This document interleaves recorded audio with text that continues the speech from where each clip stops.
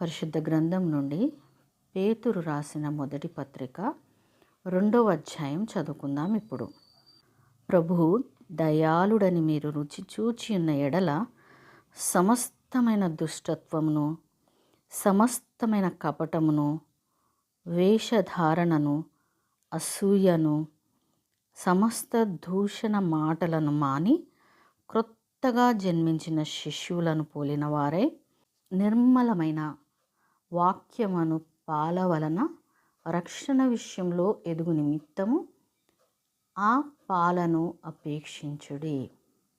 మనుష్యుల చేత విసర్జింపబడినను దేవుని దృష్టికి ఏర్పరచబడినదియు అమూల్యమును సజీవమునైన రారి అగ్గు ప్రభువునొద్దకు వచ్చిన వారై యేసుక్రీస్తు ద్వారా దేవునికి అనుకూలమగు ఆత్మ సంబంధమైన బలులను అర్పించుటకు పరిశుద్ధ యాజకులుగా ఉండునట్లు మీరును సజీవమైన రాళ్ల వలె ఆత్మ సంబంధమైన మందిరముగా కట్టబడుచున్నారు.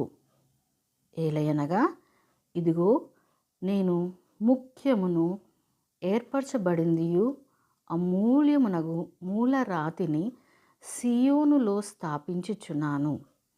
ఆయన యందు విశ్వాసముంచువాడు ఏ మాత్రమును సిగ్గుపడడు అను మాట లేఖనమందు వ్రాయబడి ఉన్నది.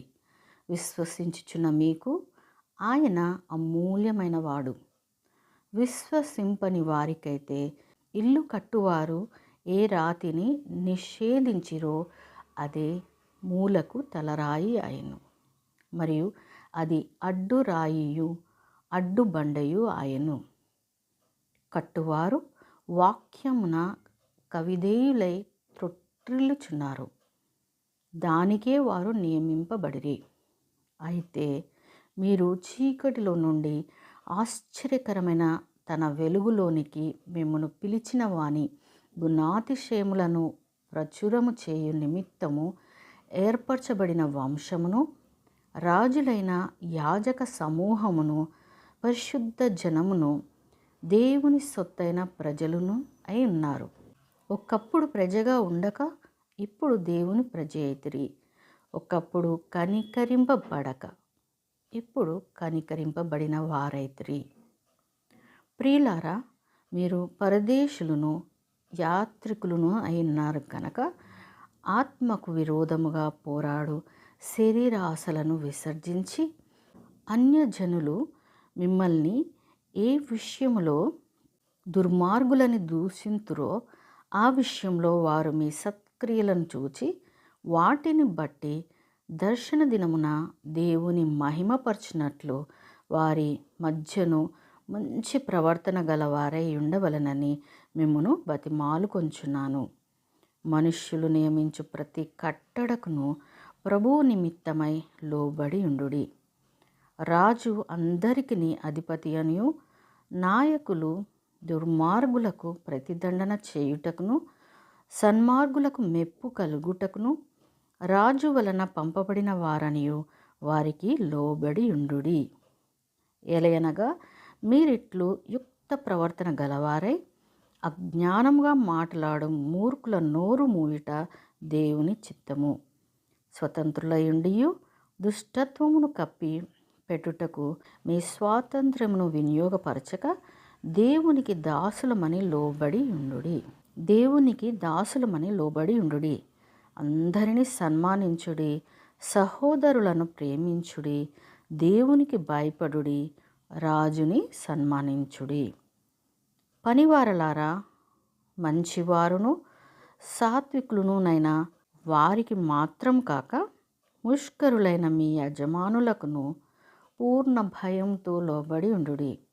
ఎవడైనను అన్యాయంగా శ్రమ పొందుచు దేవుని గూర్చిన మనస్సాక్షి కలిగి దుఃఖము సహించిన ఎడల అది హితమగును. తప్పిదమునకై దెబ్బలు తినినప్పుడు మీరు సహించిన ఎడల మీకేమి ఘనము?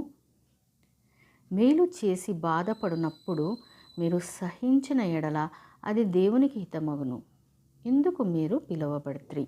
క్రీస్తు కూడా మీ కొరకు బాధపడి మీరు తన అడుగుజాడల యందు నడుచుకున్నట్లు మీకు మాదిరి ఉంచిపోయెను. ఆయన పాపం చేయలేదు. ఆయన నోటను ఏ కపటమును కనపడలేదు. ఆయన దూషింపబడి బదులు దూషింపలేదు. ఆయన శ్రమ పెట్టబడి బెదిరింపగా న్యాయముగా తీర్పు తీర్చు దేవునికి తన్ను తాను అప్పగించుకొనెను.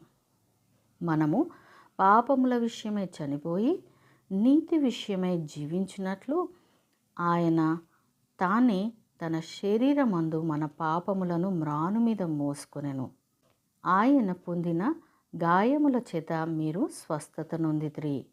మీరు గొర్రెల వలె దారి తప్పిపోతిరి కానీ ఇప్పుడు మీ ఆత్మల కాపరియు అధ్యక్షుడునైన ఆయన వైపునకు మళ్ళీ ఉన్నారు.